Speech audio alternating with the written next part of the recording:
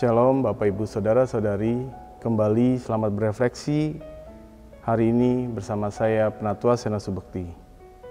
Tema refleksi kita adalah menilai secara objektif yang diambil dari 1 Timotius 5 ayat 17 sampai 24 dengan nas pembimbing dari ayat 21 yang berbunyi demikian.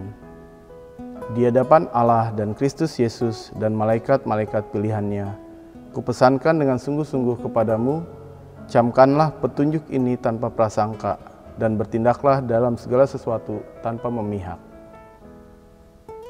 Menilai secara objektif.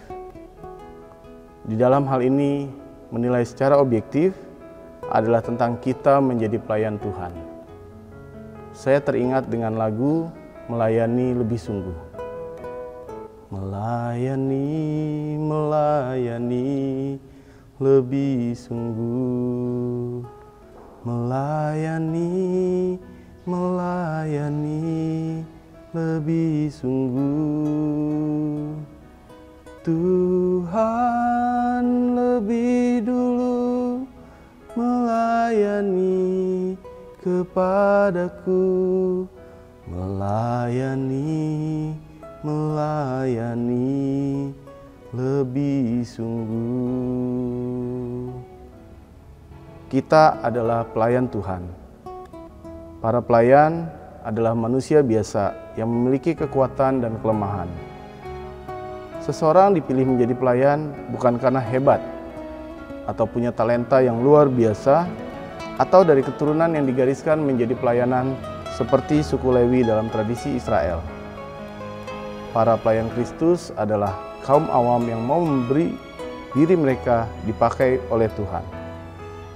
Sesama pelayan yang memiliki kekuatan dan kelemahan harus saling melengkapi, menguatkan, bukan melemahkan atau menjatuhkan. Hal itu agar tercipta hubungan kerja yang baik.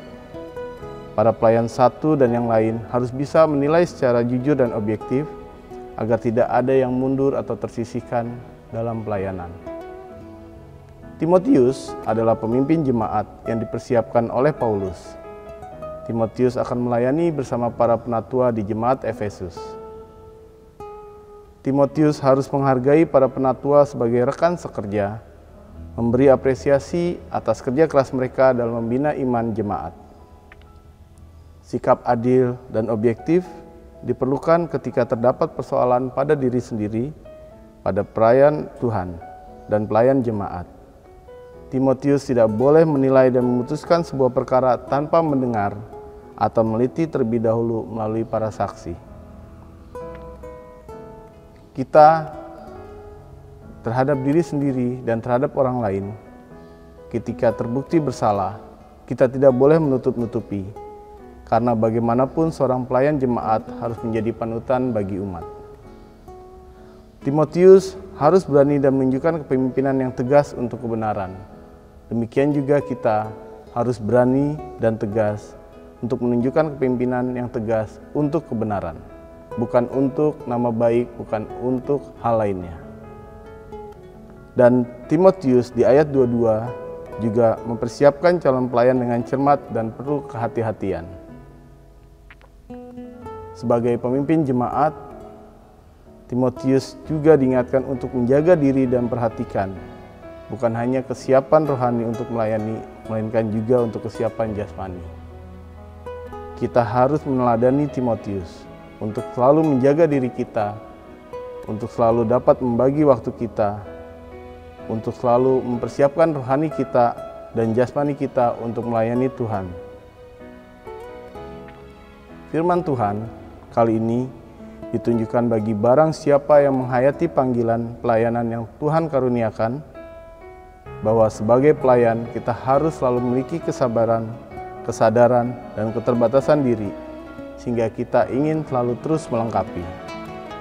Janganlah saling menjatuhkan atau menghakimi, yang pada akhirnya akan membuat orang lain enggan untuk melayani atau berhenti untuk melayani, sehingga suasana dalam persekutuan menjadi kehilangan damai sejahtera. Marilah kita berefleksi terhadap diri kita sendiri. Apakah sudah memiliki kepekaan dan kepedulian terhadap rekan sekerja, rekan sepelayanan? Kita dipanggil untuk memberikan semangat atau memberi masukan yang membangun. Roh Kudus yang kita mohonkan dapat membimbing untuk menilai secara objektif suatu perkara, sehingga hasilnya akan mendatangkan perubahan yang baik dalam relasi yang terus saling menguatkan. Terima kasih.